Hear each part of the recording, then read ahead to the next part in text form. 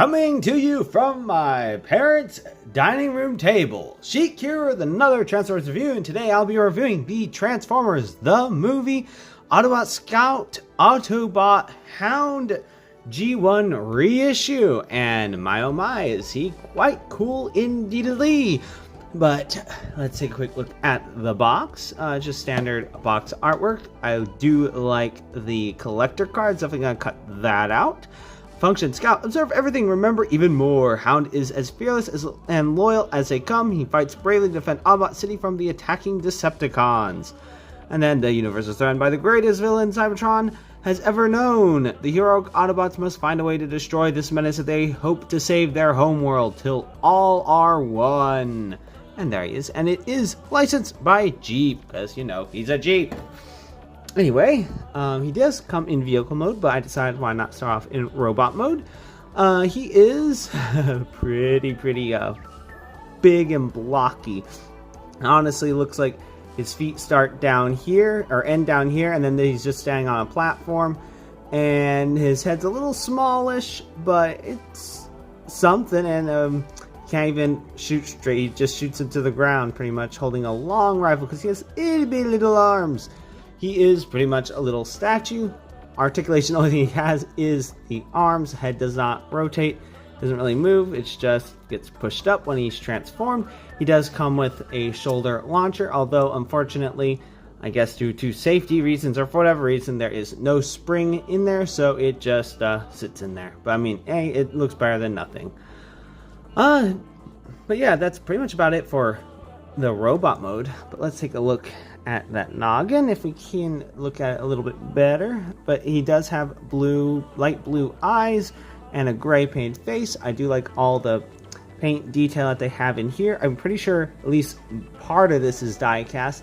All this in the bed is die cast, so I think the only reason why they look kind of cheap is mainly because they don't have as much paint and stickers, because they are meant to be more cartoon accurate.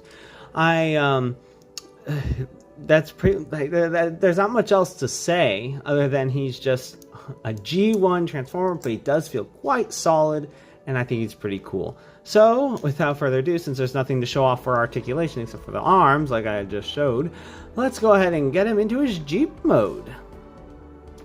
So first thing first, I guess get his arms pushed up, and then they kind of get pushed back in, but you need to get the wheels rotated down. Just press in like that, and then press up, and flip up the windscreen, and then lift up his, well, the seats, like so, and then just rotate around. Well, you want to get these kind of ready to go.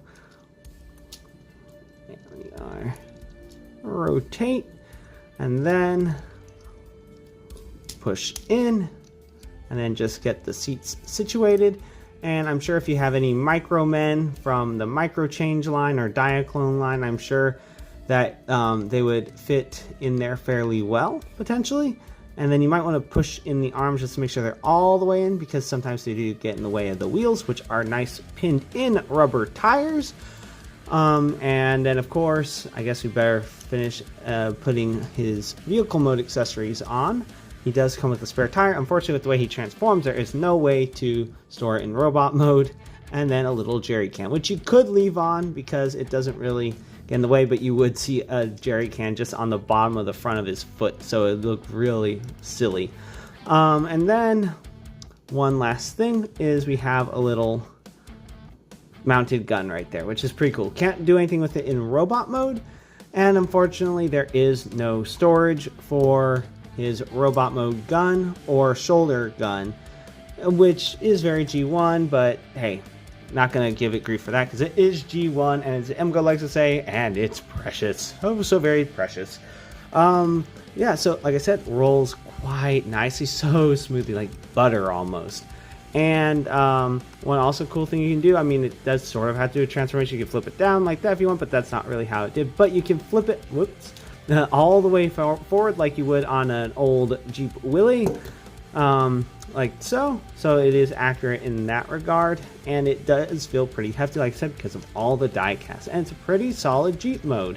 I'd say G1, for the most part, at least it's maybe the earlier releases, they were very good at making the vehicles, and the robots were kind of a second afterthought, which I think did happen in some other, like the alternators line, but I feel like G1 actually kind of might have had the right idea or the people that made the toys, but I honestly love this Jeep mode. For robot mode, for as far as G1 era or that 80s robots, I'd say Jeepers Creepers from GoBots is a little bit better as far as the robot mode, but as far as like Jeep mode goes, definitely Hound, and also Hound's significantly bigger, but he is bigger than I was, he's bigger than a GoBot, significantly bigger, but I was afraid is he going to be too big, but no, he's actually about the right size, I think. I think he's not too big and not too small, and he'll probably go nicely with the rest of my G1 era collection,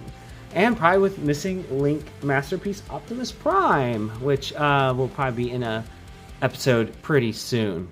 So that's about it for the Transformers the movie Autobot Hound. If you like this review and you'd like to see more, please click that like and subscribe button to see more. And until next time, have a good one, everyone.